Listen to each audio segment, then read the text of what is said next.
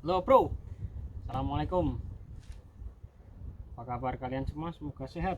Oke, di kesempatan sore hari ini saya akan sedikit memberikan pengalaman saya, berbagi ilmu bagaimana caranya agar berbuah, agar tanaman kita bisa berbuah lebat dan manis. Oke, ini adalah koleksi saya. Ini saya punya koleksi 3 jenis tanaman stroberi. Oke, yang stroberi ini namanya Tochiotome. Yang ini, nah, nih lihat saja buahnya masih lebat. Dan yang ini adalah jenis stroberi yang bernama Flamingo. Dan buah stroberi ini emang jenisnya putih atau warnanya memang putih jenisnya. Jadi bukan karena ini belum matang, ini jenisnya putih. Namanya Flamingo. Oke, dan yang ketiga ini namanya Yayoi-hime nih. Dan ini buah yang paling banyak disukai nih orang Jepang. Ini buahnya manis dan harga jualannya pun tinggi ini.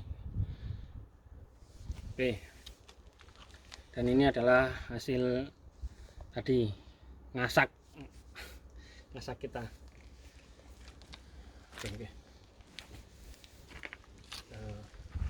Oke, kesempatan kali ini kita akan mengupas sedikit bagaimana agar tanaman stroberi kita bisa berbuah lebat dan manis. Oke, ini kita kasih tahu. Oke, tahap pertama itu kalau tanaman udah tumbuh besar seperti ini, jadi kita harus rutin melakukan pemangkasan pada daun yang sudah tua atau yang sudah tua segini. Nah, ini harus dibersihkan daun-daun yang tua sama sulur. Ini mas sulur. Jadi kita nutrisi nanti yang dihasilkan dari dalam tanah waktu kita memberikan pengairan nutrisi otomatis akan fokus ke buahnya, jadi tidak menyebar kemana-mana. Nah, jadi kita harus rutin melakukan pemangkasan. Nih, kalau ada tangkai seperti ini tangkai yang sudah tidak ada buahnya, ini harus dibuang juga biar nutrisinya nanti fokus ke satu ini ya. Dan ini buah ini masih banyak, tapi bunganya itu udah tumbuh lagi, ini udah cepet tumbuh. Dan ini adalah sulur atau yang di Jepang bisa disebut lana. Ini harus dicabut. Tuh, harus dibuang. Yang penting kita rajin melakukan bersih-bersih sama daun yang tua. Ini karena kita udah terlalu lebat banget, harusnya ini udah banyak pemangkasan. Ini udah lebih hampir 2 bulan ini ya dibersihkan karena sibuk panen di greenhouse. Banyak sekali buahnya kan, besar dan terlihat manis ini. Oh ya, dan perlu diketahui kenapa stroberi tanaman saya ini bisa lebat. Dan ini udah sekitar 7 bulan saya menanam. Jadi untuk buah ini sudah buah yang ke 11. Nah, jadi setiap buah itu kita ini kalau udah habis saya pangkas. Jadi nanti nutrisi yang dihasilkan dari dalam tanah itu nanti akan fokus ke ini, ke buahnya. Tuh, lebat kan. Nah, dan yang ini adalah jenis stroberi yang namanya Flamingo, dan ini sangat jarang sekali untuk ditanam sama penduduk Jepang. Dan ini juga udah buah yang kalau yang ini baru ke-9. Jadi kalau buah yang udah terlalu tua itu tidak bisa menghasilkan buah-buah yang terlalu besar sekali. Paling besar ya mungkin segini. Ini beratnya ini kalau ditimbang sekitar 30. Tapi walaupun ini buah yang ke 11, terlihat manis banget. Bismillahirrahmanirrahim. Coba lihat teksturnya, manis kan. Karena saya terlalu sering makan stroberi, jadi saya tidak terlalu suka stroberi sekarang. Udah hampir 10 tahun saya berkecimpung di stroberi. Dan ini adalah yang jenisnya flamingo. Nih buahnya terus lebat, ini putih. Jadi kalau kita lihat ini yang ditandain kalau sudah matang itu nih bijinya warnanya merah. Coba kita petik nih, lihat bijinya warnanya merah. Ini bisa kita bandingkan yang belum matang ini. Nih kalau yang belum matang ini bijinya masih kuning hijau kan ya kan, sedikit. Dan karena kalau yang ini jenisnya Yayohime. Yayohime ini adalah kalau jenis stroberi yang sangat enak sekali, banyak diminati warga Jepang. Dan ini teksturnya keras, manis. Dan ini juga udah buah yang ke-11 kalinya. Jadi ini juga udah sekitar 1 bulan nggak gue pangkas, gue bersihkan.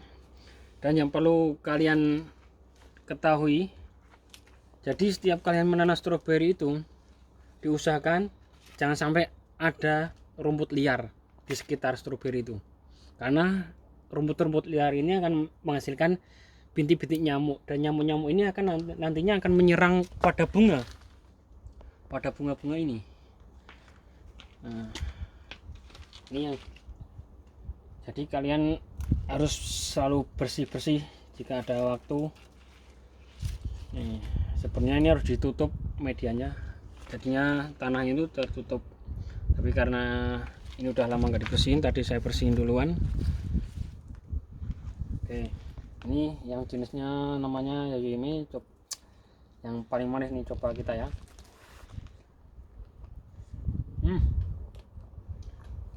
Manis banget kalau ini, lihat teksturnya.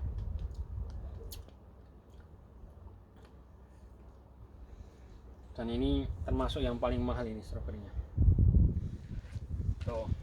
Dan yang ketiga ini, kalian harus setiap hari itu memberi nutrisi pada tanaman stroberi, karena nutrisi yang dibutuhkan stroberi itu juga sangat berpengaruh nantinya akan pada perkembangan bunga dan buahnya. Jadi ketika nutrisi diberikan setiap saat, minimal sehari itu sekali, di waktu pagi dan sorenya itu disiram. Jangan disiram ke bunganya, tapi ke tanahnya atau akarnya. Dan yang keempat, diusahakan di setiap kalian menanam jangan sampai tanaman itu terkena hujan. Jadi dikasih media untuk menutup agar tidak terkena hujan. Nanti kenapa saya sering mendapatkan stroberi teman-teman itu banyak yang membusuk. Salah satunya karena membusuk itu karena sering terkena air hujan. Dan yang selanjutnya sini. Ini adalah tempat dimana kita mengolah nutrisi. Ini coba lihat. Ini adalah nutrisi-nutrisi yang kita olah dari segini, dan beberapa obat-obatan yang harus diberikan pada tanaman stroberi.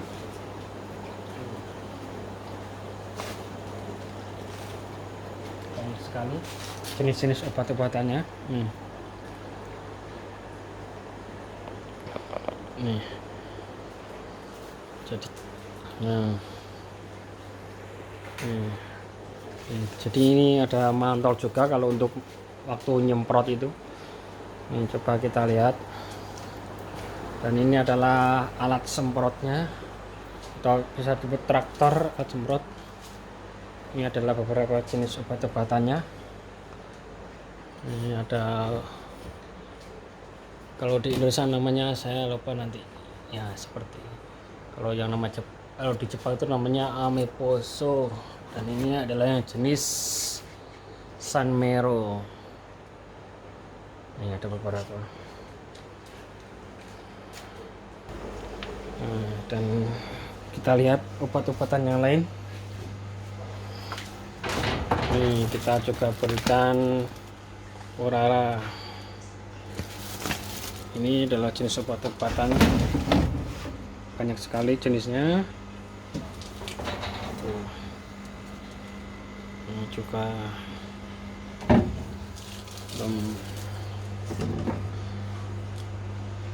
ini Munfarab,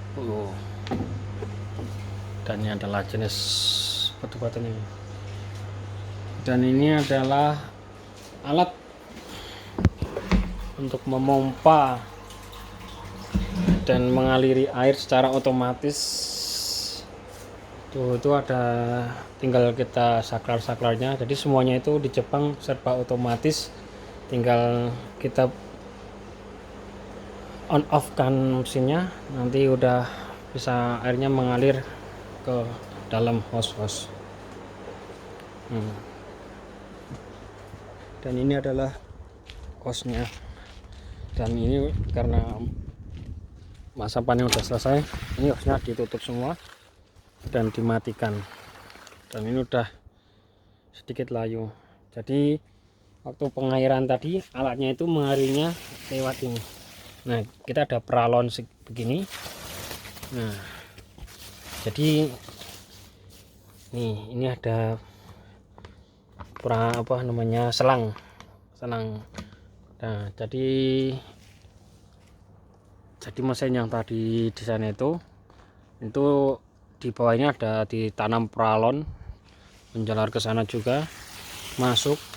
Dan nantinya peralon ini masuk ke sini dan masuk ke selang dan mengairi, memberikan nutrisi pada tanaman stroberi kita. Jadi waktu kita menyiram pun buahnya tidak terkena air, jadi tidak membusuk. Ini lihat, di setiap jeda nggak ada rumput liar, hanya daun-daun yang sudah tua. Jadi setiap jeda tanaman itu ini cuma ada sedikit lubang nih pada batang akar stroberinya ini, tanamannya. Dan ini adalah greenhouse atau kebun stroberi saya. Ini sudah tidak dipanen lagi karena masa panennya udah selesai.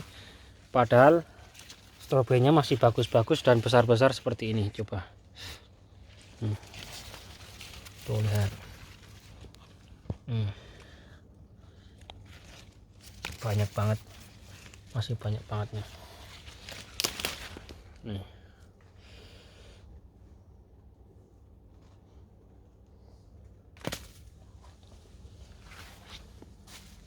Dan stroberinya